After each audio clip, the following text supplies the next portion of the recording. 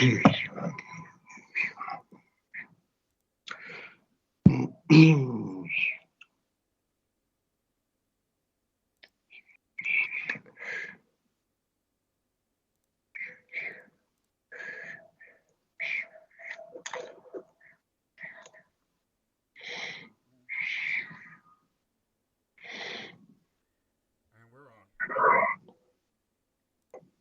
live? Yep.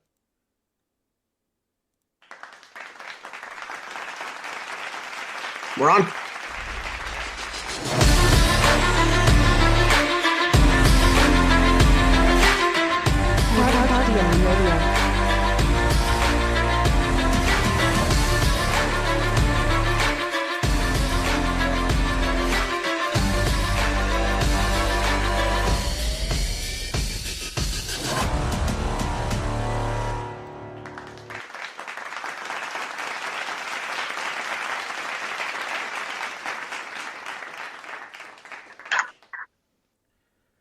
And we're live. We're live? Yes, sir. Okay, sorry about that, everyone. Good afternoon. Welcome to the LDM Sports Talk Radio Show. I am once again your guest host, Scott Blander, coming to you live from Easton, Pennsylvania. And we've got another special guest, Adam Tenenbaum, coming to you live from Arizona, formerly from California. Adam, how are you? Doing good. Good. Thanks for joining us. Don't worry, everyone. Alfonso Caldero will be back eventually. He works a lot now. Good for him, getting those ducats. So it'll be Adam and I, and I guess we'll start off. We're not going to start off with what we were talking about. We'll get to that later. I guess we'll start off with the more popular issue, which is the NHL trading deadline, which came and went. Some teams made some noise, other teams not so noisy. Adam, I know you are a Anaheim Ducks fan, so we'll get to that in a minute. But for our local viewers, we'll start with the Rangers. Rangers didn't go after a huge name. They picked up some names that really nobody was talking about, and everybody's giving them high marks. They got Justin Braun, defenseman from Philly, a good stay-at-home defenseman. Frank Vetrano from Florida. Tyler Mott from Vancouver, and Andrew Kopp from Winnipeg, a couple of centers there. Not really the big splashy names, but the important thing is they definitely got better. They shored up the third and fourth lines a little bit, and anybody who knows hockey can tell you that your bottom six is just as important as your top six for chewing up minutes, hitting people, wearing down the other team, things like that. And the key for the Rangers was they're getting outshot pretty much every game, culminating with a 44-18 performance against Carolina, which they somehow won. They won the game 2-0. They got a nice deflection on a Kreider goal. What else is new? And then an empty netter. But they were outshot 44-18. I mean, it was literally like watching a 60-minute power play for Carolina. And that's a problem. The Rangers, they haven't been getting beaten that badly all year, but they have been getting outshot, and that's why they picked up the guys that they did to try and narrow that gap a little bit, and it kind of worked. All of those guys were in the lineup against the Devils the other night. Now, look at the scoreboard. Yeah, they lost 7-4, but they did outshoot the Devils 35-31. The Devils are not as bad as their record would indicate. They're a pretty good team with goaltending issues.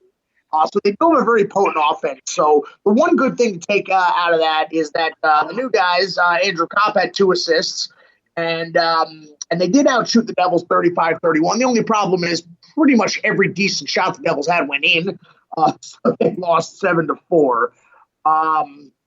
I guess, Adam, why don't you tell me what did the Ducks do, if anything? I didn't really hear their name thrown around, and as well as if you have any thoughts on what the Rangers did or any other team. Well, what are your thoughts on the NHL trade deadline? All right, for the Ducks for a second. So the Ducks mostly went into rebuild mode. They're about year 3 or year 4 of a I don't know, 5-6 year rebuild or whatever you want to call it. They traded off Ricard Raquel, Hampus Lindholm, and Josh Manson, and another piece, Nick Delorier. All told, they picked up about 6 draft picks, I think 3 seconds or 4 seconds in a first, and a couple of prospects, a goalie prospect, Callie Kling, and a couple of defenseman prospects, Drew Hellison and Urho Vakanainen from Boston. I think those moves are a step in the right direction for the team, with new GM Pat Verbeek now in there after Bob Murray took a leave of absence and then eventually stepped down. I think they're trending in a good direction, as all of these rebuilds need a bunch of picks. I mean, they watch teams like your Rangers and the LA Kings and Carolina and Florida and all them rebuild pretty fast with all the picks, and they're kind of trying to follow that same kind of trajectory as those teams. Nice. Yeah, I was looking at the standings, and Anaheim 8 points out of that second wild card spot. So they were kind of towing the line between buyer and seller, and I guess they realized when you get that close, it's puts the GM in a difficult spot. So good for him for staying the course and continuing on. I've got to say, I'm not happy about Raquel going to the Penguins. It seems like the Penguins always pick up a big fun, and I don't know how they stay under the salary cap every year, but they did. Could have done without that. Could possibly be looking at a Rangers-Penguins first-round matchup. But, I think Anaheim is definitely headed in the right direction with that rebuild. And what do you think? They're another year or two out from being back in playoff contention. I would say probably a year or two. Yeah, that sounds about right. They could make the playoffs next year, but looking at the free agents, they're going to have to, unless they're going to go on the trade route, they're going to have to do something to improve that top 6, because you got Trevor Zegras, who everyone knows about, and you got Troy Terry, who's breaking out and has 30 goals this year. But after that, it's just like, no one else is putting the puck in the net, and you're going to need that.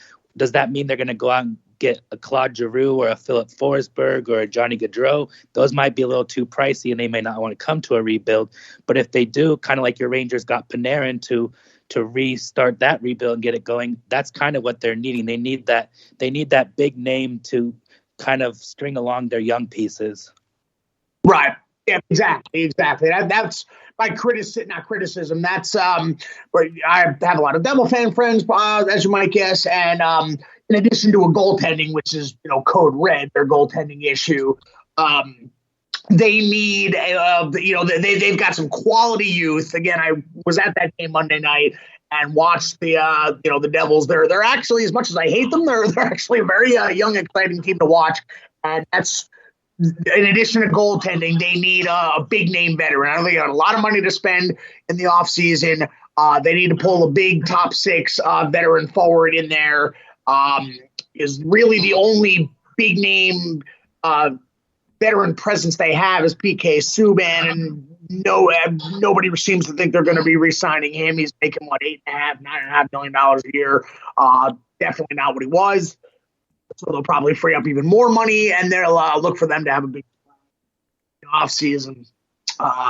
Other teams of note from the trading deadline, I guess you could call them winners. We mentioned Pittsburgh getting Raquel. Very quietly, Carolina picked up Max Domi as if they needed that. And I got a good friend of mine in Carolina, and he was, we were going back and forth about the Rangers deals. And it was the day after that Carolina 44-18 onslaught. And he told me that he paid me. He's like, yeah, we picked that Domi. I thought he was kidding. Because I thought Carolina was one of those teams that didn't really have to do anything else. I mean, they're in first place. They're definitely a cup contender, and I didn't really think they had to make a big splash, and they did.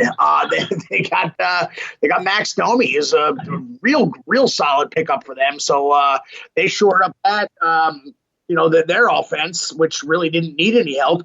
And you mentioned Claude Giroux. That's another huge name, as if Florida needed the offense. That really upset me too. Florida was lethal to begin with, and now they're just downright terrifying. The only question mark I have with Florida is their defense and goaltending good enough? Because if you remember when Ovechkin arrived on the Caps in 2006, and they were winning that Southeast Division every year, and Ovechkin could not get out of the second round because those teams were just so offense heavy and lacking in defense and goaltending. Obviously, they finally put it together, but they beat Vegas in the 18 final. But they they have this mentality of going into the playoffs and I guess beating everybody 6-3, 6-4. And as everybody knows, that doesn't happen in the playoffs. Playoffs, no matter how good your offense is, playoffs become 2-1, 3-2 games, etc. A lot of overtime, of course. So you look at a team like Florida, who just they score goals at will, and they're ranked 10th in the league in goals against. So what do you think about the Panthers? Obviously, Giroux's a huge pickup for them, and their offense really didn't need the help. How do you look at a team like Florida going into the playoffs? Florida's absolutely loaded on everywhere almost. Pretty much like you got Giroux and Bennett and Huberdeau and Declare and Barkov and Reinhart, Ekblad on the end, and Uyghur and even Gudis, who will pack a punch. It's like you look everywhere, it's practically like an all-star team. But ultimately, it will come down to which Bobrovsky are you getting in the playoffs. Yep, exactly. Very good point. Very good point. Exactly. He's, he can be Jekyll and Hyde at times. He's proven he can be one of the best goalies in the league. He had some great showings with Columbus. But yeah, he can be Brizgalov at times as well. So you never know. And we got to bring up Chicago because Chicago's down at the bottom of the league, and they just picked up Marc-Andre Fleury this year, and they traded him. They traded Brandon Hagel as well. So they traded two big guns that everybody thought was going to be part of their rebuild. And I don't know if you saw the comments by Jonathan Toews and Patrick Kane. Did not mince words. Not happy at all. And you got two of the league's best, two of the league's superstars in Toews and Kane that have obviously had a lot of success there, arriving in 2009 and three-time Stanley Cup winners. I think it was 3 and 5 years, I believe, give or take. So, and I don't remember their exact comments, but I don't know if you had a chance to see them, but they both basically said, I don't know if I'm going to finish my career here because they thought, they had a great goalie in Marc-Andre Fleury. Now he's 36 or 37. So he's only got a couple years left, but the Blackhawks expect to return to greatness next year, and you take two big key pieces of the puzzle out right there, trade them, and your two longtime superstars are questioning now whether they want to continue their Blackhawks career or move on, and they made it very public. So what do you think about you, Josh? Now again, Chicago's not going to the playoffs this year; they're completely out of it. But what do you think about that? Do you think that's that's a bad move toward their near future, or do you think that's a good move in going some draft picks and prospect? I think the two of them just need to realize that they're going in a rebuild mode. I mean, the past GM they had, Stan Bowman, wanted to go out and get Seth Jones and pay him to a ridiculous amount of money, like 8 years, $8 million or something like that, maybe even worse. And that just made no sense because that team is not what they used to be. They're young and they got Kirby Doc and Kubalik and DeBrincat and all those guys. They need to stay the course and not go out and try to win right now. And if they don't understand that, then they could ask for a trade or whatever. I mean, Taves makes about $9 million. That cap hit's not going anywhere. He can suck it up. I mean, Kane would be a hot commodity if you want to kickstart a rebuild there. Trade him at the draft. Yeah, no, agreed. And going into the trading deadline, you heard Kane. Not a lot of noise, but you did hear his name being thrown around a little bit. And I know that the Rangers were actually one of the teams that inquired about him. And I'm assuming that the cost was too high. And that's what I like to see, in Chris Drury's first year, first trading deadline with a playoff contender, question mark about Stanley Cup contender. So, back in the Glenn Saylor era, he had no problem giving away draft picks and prospects for a high-priced veteran to try and put them over the top. It almost worked in 2014 and 2015, but it didn't work. And I'm glad that Drury was able to resist that temptation and not give Chicago what they were probably asking for Kane. Same thing with JT Miller. You heard his name thrown around. And, I don't know why. He's not a free agent this year. He's got another year in Vancouver, is just 3 points out of the playoffs. So I don't even know if the JT Miller rumors were true. But supposedly Vancouver was actually entertaining offers, but their asking price was supposedly ridiculous. So very happy that Drury resisted that temptation and quietly made the team better without really giving away. Oh yeah, well it'll be a very interesting offseason. You got a lot of teams looking to shore up, return to playoff status. Your Ducks, Chicago, the Devils. So it's going to be it's always a fun offseason. But first we got the playoffs to worry about. We got about 18, 20 games to go. So, it's going to be interesting down the stretch to see where everybody fits in their new homes. We'll stay on hockey for a minute. This is something I've been doing with the various people that I've been on with the last couple of weeks. If you could pick up, give me your East and West champions. Your predictions. Who do you got meeting in the Stanley Cup Finals right now? I'd probably say Colorado and Florida. Yeah, that's there's nothing wrong with that prediction. They're both blowing through everyone.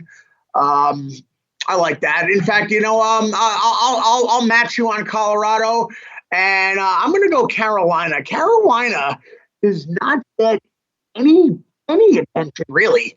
There's always that quote unquote East Coast bias. So everybody's talking about the Rangers, everybody's talking about Pittsburgh.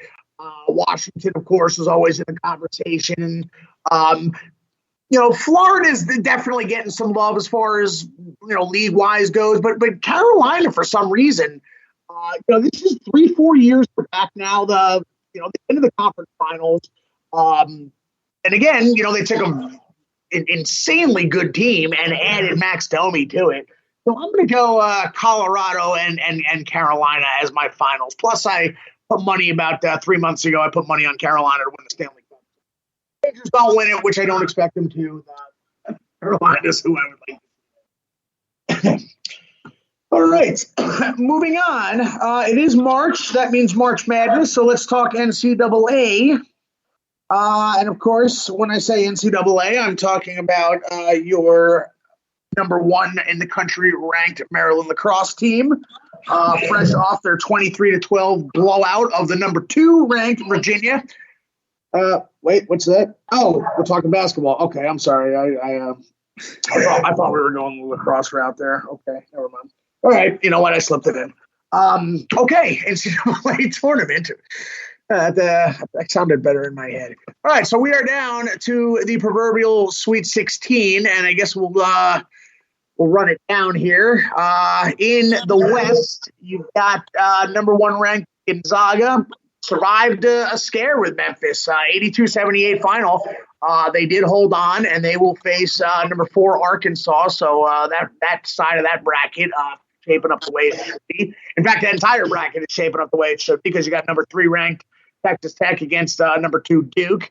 So, Duke in the Sweet 16. There's a shock.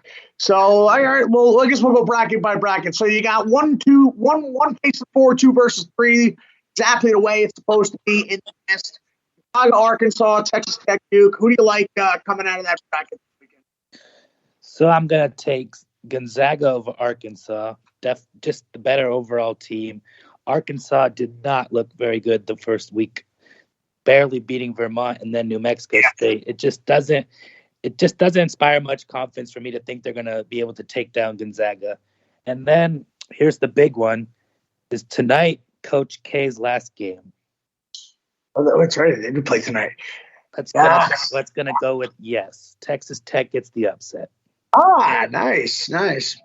All right, I agree with you 100% on Gonzaga. Yeah, you're right. Arkansas. First round. It's obviously some huge upsets we'll get to. So there's nothing wrong with being a little shaky in that first game and just slip by the 13 seed because obviously that 13 seed. Those double-digit seeds are playing the games of their lives. So there's nothing wrong with that. But, yeah, if you're going to be a 4 seed and you're expected to go to the 8 or the Final Four, you got to do a little better, in that second round. You got the tournament jitters out of the way, and they did not. You're right. They just barely squeaked by 12th seed New Mexico State. So I will agree with you there on Gonzaga pulling that out. I don't think – Gonzaga absolutely blew out Georgia State in their first game, and they're playing a 9 seed. There's nothing wrong with going down to the wire. In fact, they showed a lot of heart because they were losing. So they did show why they're the 1 seed and came back to win that second round. I think from the second half on, I think they found a way to put it together. So I'll agree with you that. So, yeah, Coach K, my sister and I talked about this yesterday because I went to Maryland and I was there in the 90s when they were still in the ACC. So I grew up hating Duke. I mean, despising Duke as public enemy number 1. Now that we've been out of the Big Ten, or we've been out of the ACC into the Big Ten for a decade now, that hate has kind of dissipated because there's no more rivalry. We haven't played them since we left. And as a fan of just history and sports in general, and I have been called out because I have said this publicly, and my Maryland fans have absolutely grilled me. My Maryland fan friends have absolutely grilled me for it. I'm kind of rooting for them. Again, my hatred of Duke is kind of dissipated, so it should be a great game, and I'm kind of rooting for them. As far as my predictions, I'm not ready to bring the curtain down on the Coach K era just yet. I think Duke pulls this out, and that would certainly make for a solid game to the Final Four against Gonzaga. So I'm gonna predict Duke. I think I think they're gonna beat Texas Tech. Alrighty. That's that. Moving on to, we're going to save the East for last. We will move on to the South. We've got number 1, Arizona, number 5, Houston. So nothing wrong with that. 5 over a 4. Hard to even call that an upset. You got number 2, Villanova against Michigan. Now, Michigan's got that 11 next to their name. I don't look at them as an 11. Maybe it's just because they're Michigan, but again, I follow the Big Ten where my school's at, and you just had a stacked Big Ten. You're literally top half.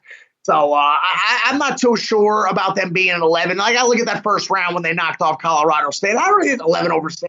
I don't even see that as an upset, really. And then beating Tennessee. So for me there, I'm gonna say the Michigan ride continues. Tennessee was a very good team and they beat them. So I'm gonna have Michigan continuing and an 11 seed in the grade A. This would not be the first time 11 seeds made. And again, I don't really see them as an 11 seed. And then the top game, Arizona over Houston. I like Arizona moving on there. So I'm looking at an Arizona Michigan matchup next. And then I think it ends for Michigan. And then I've got Arizona coming out of that. Yeah, I think I'm totally with you on that. Michigan's a way underseeded or overseeded, whichever one you want to say, an 11. They're kind of like a Syracuse, how Syracuse always ends up way too high of a rank, and then they end up in the Sweet 16 every year when they get in. I kind of see Michigan like that. It's like They're Michigan. They're blue bloods. They got all these 5-stars, and they got all these 5-star freshmen. They're actually starting to buy into Howard's system, and they actually seem like they're playing like they're supposed to. I think they had the number one recruiting class coming in the year, and they kind of struggled. And now you're kind of seeing why. Like they're playing like they're supposed to. It just took a long time. Right.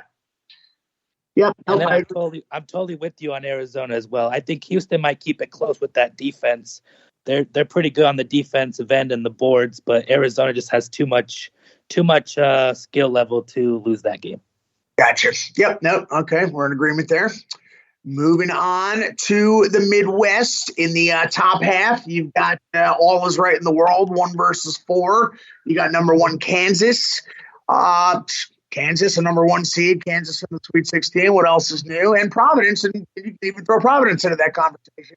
That should be an interesting game because Providence, Providence is killing people. Of course, you had that great upset of Richmond, 67-63. And I'm not sure how old you are, if you were old enough to remember. Not the first time we've heard the name Richmond Spiders in a big upset. 1991 tournament. Let's see, I would have been 13 or 14. Number 15, Richmond knocked off number 2. Speaking of Syracuse, knocked off a number 2 seed Syracuse, and that was huge. Because the 15s don't knock off the 2s very often. Of course, we'll get to obviously we got one this year, and we'll get to that. But not the first time we've heard Richmond's name thrown around that a big upset. And Providence handled them pretty easily. 79-50, yeah, they blew them out. So it should be a good game between Kansas and Providence. I don't know much about either team. But I'm going to, you know what? Kansas is just, I mean, they did win a tournament finally. I believe so. After Roy Williams had already gone to UNC, but Kansas is just one of those perennial tournament underachievers. And I think that the ride ends for them tonight or tomorrow, as the game would be. So I'm going to have Providence over Kansas going to the 8. And then down below, we got a pair of double-digit seeds facing off. You had a nice upset. Iowa State knocking off number 3.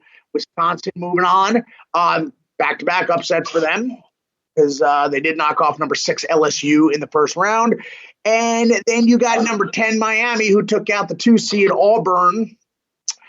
So you got 11 versus 10 tomorrow in that bracket. So I don't know much about either team, Iowa State, Miami.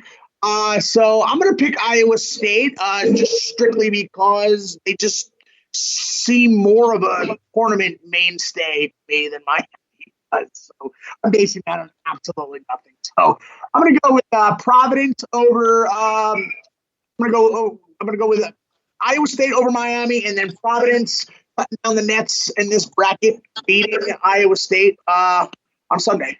How about yourself? I got to go the other way on those ones, but I got to say I'm not super confident on the Iowa State-Miami game. I'll just go Miami just because I think they beat a better team to get there, so I'll just think they're the better team. I don't know that much about either. I'm kind of surprised both of them even got that far. No, that's legit. Yep. Yeah. No, he's at 11. You're going to have these double-digit, these seeds making the Sweet 16, but it is rare for 2 of them to face off in this third round, or I mean, technically called the third round anymore because all those pre-games, but we'll call it the third round. So yeah, you got 2 teams that nobody really knows much about because nobody was expecting it. So in any case, both teams playing with house money. All right, let's go to the East, where all of the noise has been happening. First of all, North Carolina, and I know this is not the same kind of North Carolina team that we're used to North Carolina having a 1 or a 2 in that room, so 8 kind of weird. However, they might be a little better than that seed would indicate. They did ruin Coach K's last home game. Now, I know when UNC plays Duke, all bets are off as far as whatever the scenario is, senior night, last home game of a legend. Doesn't matter. UNC Duke. I lived in Raleigh for a year and a half, and I saw firsthand what happens when those teams play. It's like the Super Bowl when those teams get together. It's unbelievable. Not a fan of being a Maryland fan. Not a big fan of either team. And there you have our first 1 seed of the tournament knocked out in Baylor. And that was interesting because didn't Baylor have who had a huge lead? North Carolina had a huge lead. Blew it, right? Correct me if I'm wrong. But North Carolina had like a 9-point lead with 3 minutes left. Blew it in overtime, but North Carolina just did not get phased at all, and ended up winning it by 7 in OT. Again, if I'm wrong about the way that game went, let me know. So then we've got UCLA. We got 4-5. St. Mary's. It's all right. So St. Mary's, I don't know. I didn't know anything about them. They 5 seed. They like to give those mid-majors better seeds these days. That started with Gonzaga. Remember, because Gonzaga made the tournament before they became the 1 seed, before the Adam Morrison era from a few years back. Gonzaga was making the tournament every year, and as a somewhere from between 10 and 14 or 15 seed. They were making Sweet 16s, if not grade 8s, and then they finally got the name recognition to get the recruits to make them a 1 seed. But since then, Gonzaga pretty much started that trend of giving some of these mid-majors higher seeds. So you had St. Mary's, but the ride ended when they faced UCLA and got pretty much blown out of the water. So you got an 8 seed Carolina and 4 seed UCLA. I think North Carolina is a lot better than that 8 seed would indicate, and I think that's a huge testament to their character to almost blow that lead and not get phased at all. So I'm going to have Carolina keeping it going and moving on. And then we've got the tournament darlings. We've got number 15 St. Peter's knocking off not only a 2 seed but a Kentucky 2 seed.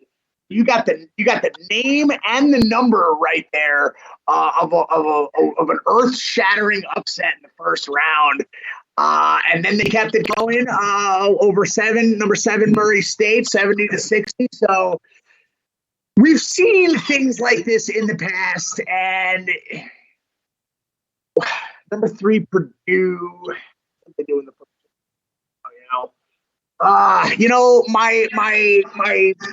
My head says the ride ends tomorrow night for St. Peter's, but I'm born and raised in New Jersey, and my head says Purdue wins that game, but I am a diehard St. Peter's fan tomorrow night, as I'm sure most people who are not Purdue fans probably will be as well. Everybody loves the Cinderella story, and this is as Cinderella as it gets. So I really hope it continues for St. Peter's. But I think the ride ends for them. So then I got Purdue and UNC, and we'll go with UNC. They're North Carolina. I don't like them, but I've got UNC beating Purdue and cutting down those nets. What do you got?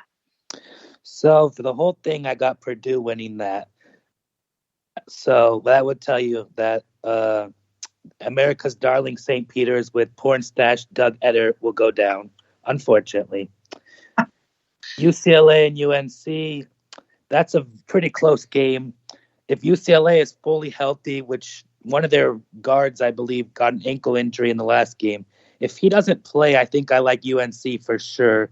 But if he's close to 75 to 80%, UCLA probably wins. I'm kind of torn on that game, but I'll take UCLA if he plays and UNC if he doesn't. Gotcha. Understood. Okay. Very fair predictions. All right. Well, you know what? Since we're on the subject, let's take it a step further. So we've set our final fours.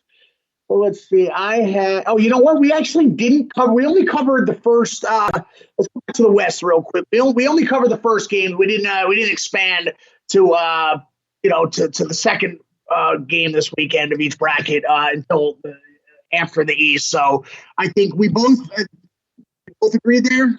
Did we have Duke and Gonzaga meeting? You had Duke, I have Texas Tech, but I think we both have Gonzaga making it. Okay, so you go first. So Gonzaga, Texas Tech. So that I'll take Gonzaga to reach the Final Four again. Just too much talent will win out with Drew Timme and Chet Holmgren and all the other supporting cast they got on that team. I think Mark Few will get to another Final Four. Okay, and then they will face Purdue. What do you got there? That could be an interesting one, but I think I'm going Gonzaga to make another championship. They're just due for it. They got to do it. If it's not this year, it's I don't know when it's happening. They have two All-American players on their team, a great supporting cast, practically as good as they had last year, but just ran into a hot Baylor team. I think I'll have Gonzaga going to another championship. Very nice. Okay. And I will take, so I had Gonzaga, Duke. I'm going to go with Duke. I think they're, I don't know, like, what kind of forces does Coach K have on his side? I'm going to have Duke winning, down these nets, but I think that's the last net he cut down of his career. I've got Duke coming out of the West. Wow, how amazing! Oh, wow. You know what? I can't go back on my word. I had Carolina coming out of the East. Can you imagine a Duke Carolina semis? Wow. All right. Well, if that's the case, then I've got Duke getting all sorts of revenge. I got Duke getting revenge for Carolina spoiling Coach K's night there at Cameron. So I've got Duke there. Flip over to the other side. What did I have? I had Villanova, Arizona. I think I had Arizona. And I had Providence. Okay, Arizona, Providence. I like Arizona going. So I'll take an Arizona Duke finals. And I think that is where it ends for the legend, and I've got Arizona as my national champion. So that's mine. And give me your right side of the bracket there, your South and your Midwest. So I believe I have Purdue. I already got that. So I got the South. So we got Arizona over Michigan. So Arizona is going to the Final Four, and we have Kansas taking down Miami, and I like Arizona over Kansas. So my championship would be Arizona and Gonzaga, and my bracket said Arizona, and I'll stick to that. Okay, we are in agreement. We've got Arizona cutting down the ultimate net. All right. And I also mentioned that this is 2022. This will be the 20th anniversary of Maryland's national championship. I believe that was in Indianapolis. My God, 20 years ago. I'm so old. The Fighting Juan Dixons. Yes, Juan Dixon, the arguably the greatest college basketball player of all time. And I stress the word arguably because anybody would argue with me on that, even Maryland fans. I'm just kidding. He's not. I love the guy, though. It was a great story. Phenomenal story. Interesting about him, since you brought him up, he wasn't even recruited. Gary Williams, coach of Maryland at the time, went to whatever high school he was from to look at someone else. And nobody was looking at Juan Dixon. And he just saw, he went there and he saw Juan Dixon shooting around, watched him for a little bit. And he said, would you like a scholarship? And the rest is history. Juan Dixon, he's from, I want to say he's from D.C. He's from some city. Both of his parents died at an early age. I believe, I want to say AIDS. So, he had a very, very tough life, very tough upbringing. And there you have it. He went to Maryland, became one of the best players in college of his era, won the national championship, drafted by the Washington Wizards, and learned how to play shooting guard in the NFL, in the NBA from one Michael Jordan. So good for him. Good for him. Yeah, no word on when Maryland's going to return to glory in the March Madness conversation. Okay, so that's that.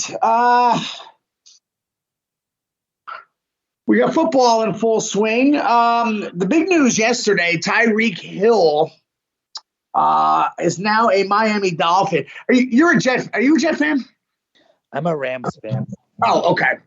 All right, because in all like the posts and whatnot that I see, I thought I remember seeing you on Jets. Okay, fair enough. Good. I'm glad. You're not a Jet fan. Jets fans furious at Tyreek Hill going to the Dolphins. Now, I don't know if I'm ready. Every time the Jets get a new quarterback, Jet fans are ready to retire a number already. I think Zach Wilson is going to be pretty good. He showed some flashes of what he can do if they actually put a team around him. Kind of the same boat I'm in with the Giants with Daniel Jones, although I'm starting to really lose patience with him. And yes, he has not had an offensive line. But may have been improved this year, but I don't think Daniel Jones is the heir to the throne of Eli Manning. That being said, the Jets don't have a throne of quarterbacks. So I think Zach Wilson. So the Jets fan argument is, well, other than just losing out on a big time receiver, their argument is that, Tua, I can't even pronounce the last name. Tua, we'll just call him Tua. Okay. Can't really throw deep. And Tyreek Hill is famous for those, 50-yard fly patterns, a la Randy Moss. And, Tua just can't reach him. So Jet fans just can't understand that. So I'm sure that's partially due to anger, their dismay of just, not going to the Jets. But in any case, he is going to be a Miami Dolphin, and we'll see what happens there. What are your thoughts on that trade? And, how it changes that's of course, will that be, will Tua be able to do anything with it? So that trade, when I first saw it, well, actually, I just first woke up to the news that he was asking out of Kansas City, and I was just like, "What? Why?" And then I saw that he wanted all this money, and I was just thinking, when Jacksonville signed Christian Kirk to that big deal, it just sent a big ripple effect to all these wide receivers. First, it was Devontae Adams. Now it's Tyreek Hill. They all want this top dollar, and there's going to keep going at it like the quarterback market does. You get this, I want that. And when you have the choice between the Jets and Miami, and you're from the Miami area, that was a no-brainer for Tyreek. Will it work out with Tua? I want to say it will look good on paper, but the AFC is just absolutely loaded right now with all these trades. And Miami's not better than Buffalo. So do I want to say they're the second place team in that division? Sure. Will that get you a playoff spot? I don't think so. But if they can get their defense to play lights out, maybe they can. They'll be close. I could see them for 8-9 wins, maybe 10. Now, do you agree with the Jet fan assessment that he's not the right fit there because his specialty is not going to mesh with Tua's arm? Do you believe there's any validity to that, or is that just whining?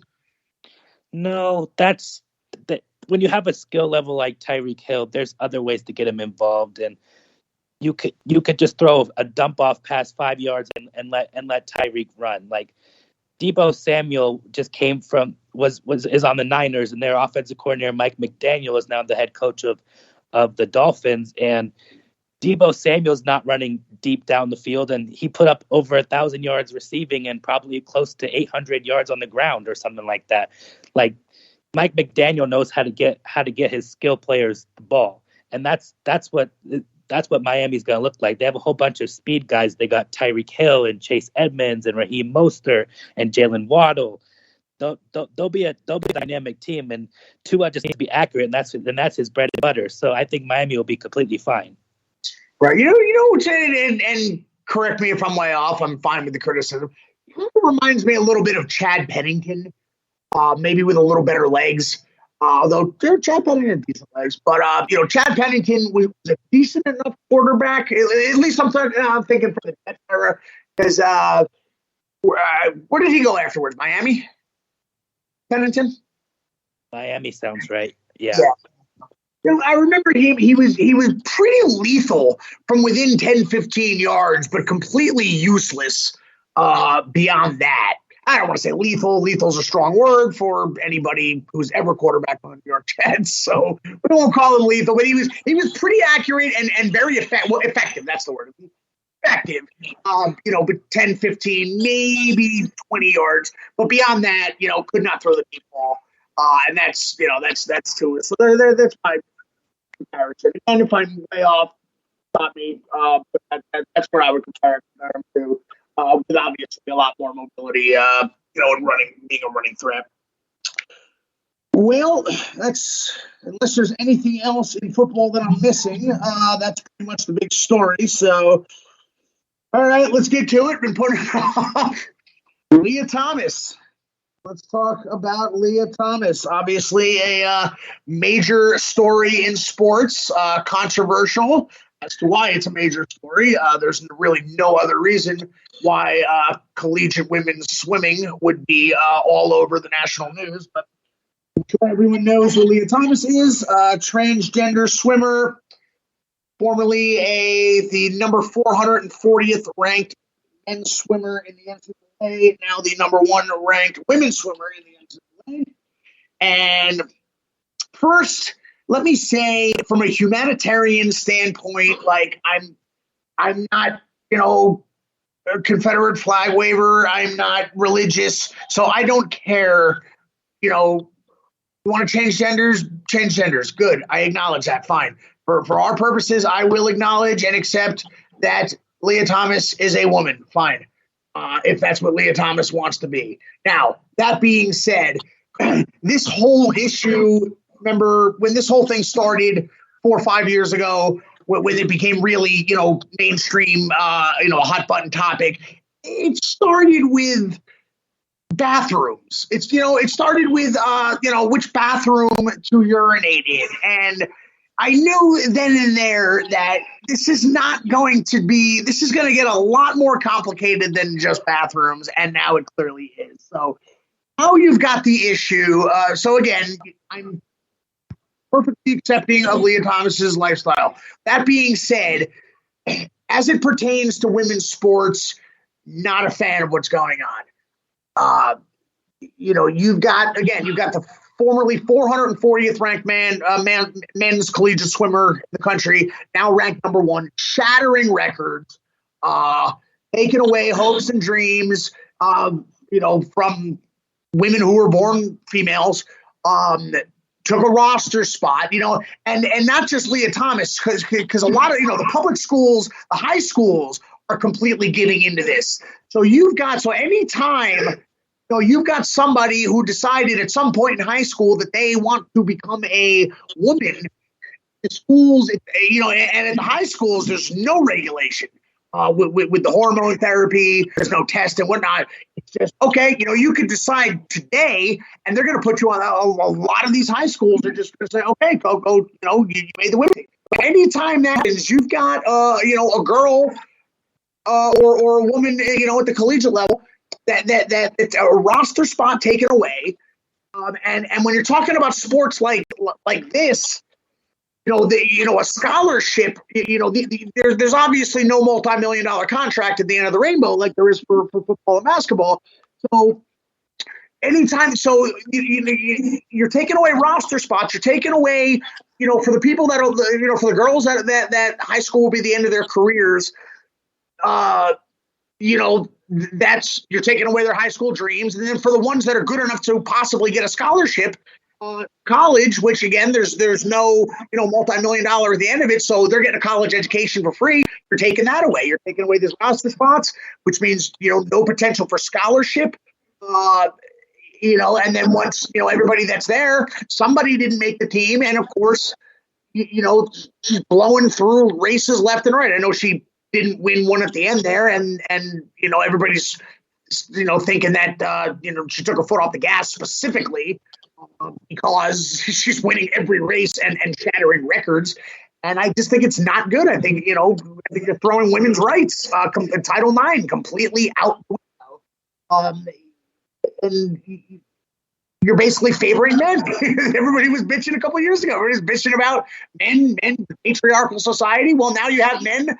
You're putting the wants of men over the needs of women. And I just don't think it's right. as it pertains to sports. So that's my opinion, my very long-winded opinion. Adam, what do you got? I can't say I disagree at all, really. I just think it's completely ridiculous. Is because it's basically, if you keep this happening, it's going to be pretty much the end of any credibility that women's sports ever had. I mean, it already has low funding and low viewership and everything else, and now you're turning it into a farce. And anybody that has a sister or a daughter or niece or whatever, a grandchild or whatever, and they put their kids in these sports, and they're competing against and probably losing to people that are born males. It's just not fair. Like, I mean, you watch growing up, it's like they put age limits on things and tested you and all that kind of stuff. And like, I mean, they didn't let like 14-year-olds play on like in like the 12-year-old Little League World Series or whatever. But we're gonna let males play in female sports. That's worse. Yep. No, it's no, women's rights. Not an and the worst part is there's plenty of people speaking up about this.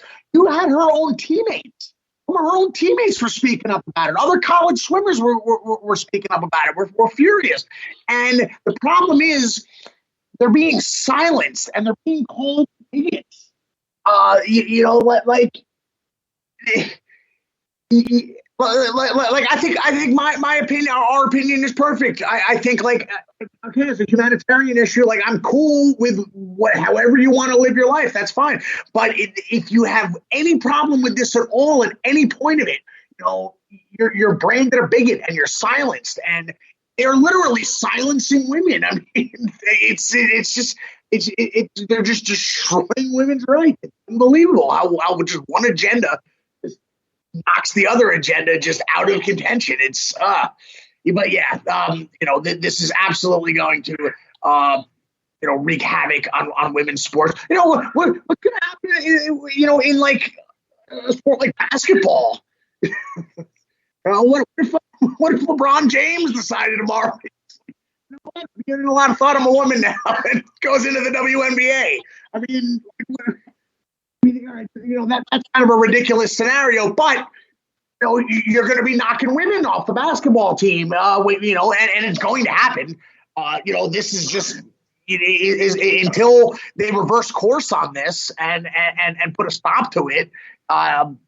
You know, it's only going to open the floodgates, and you know, you're going to start seeing it in a sport. You know, the sport basketball will be very, very interesting to see.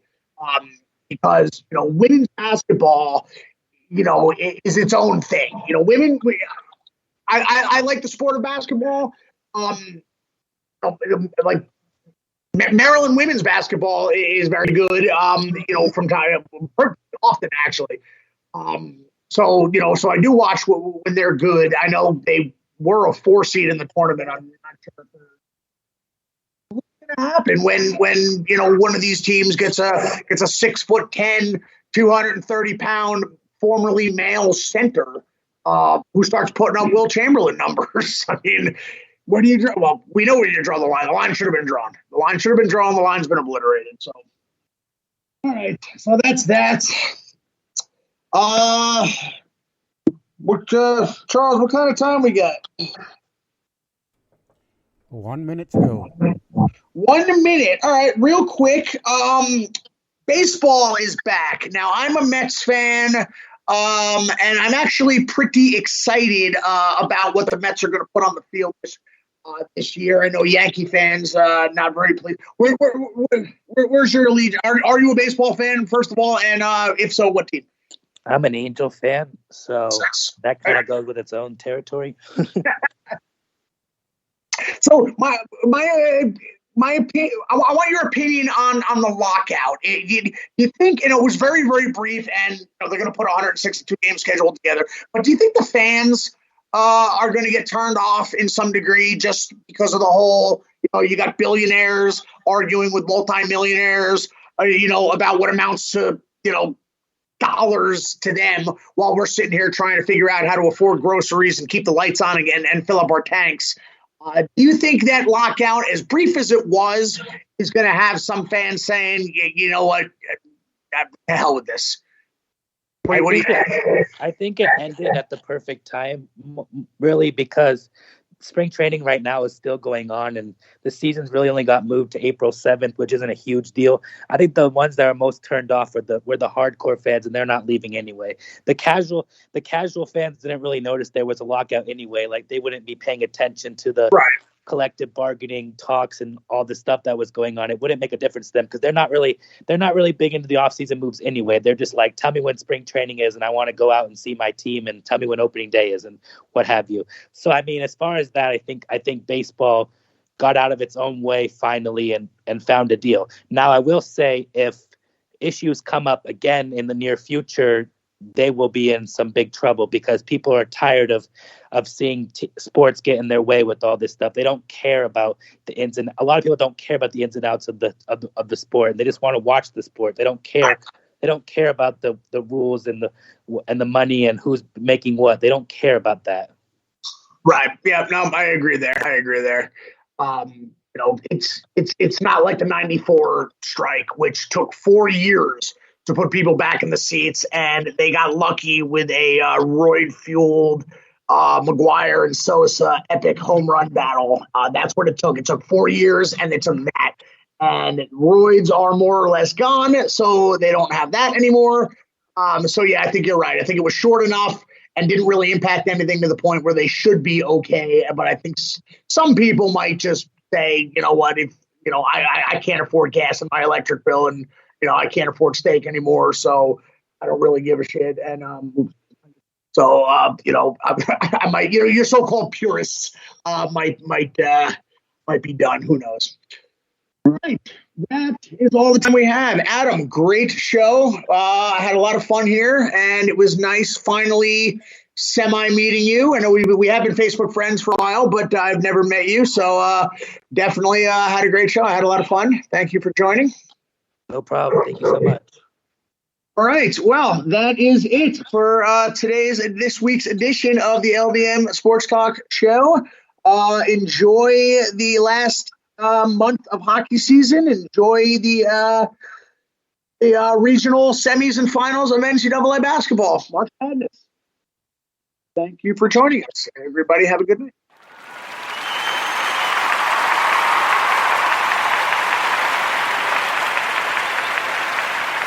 The best radio station in the world is right here, right now. LDM Radio.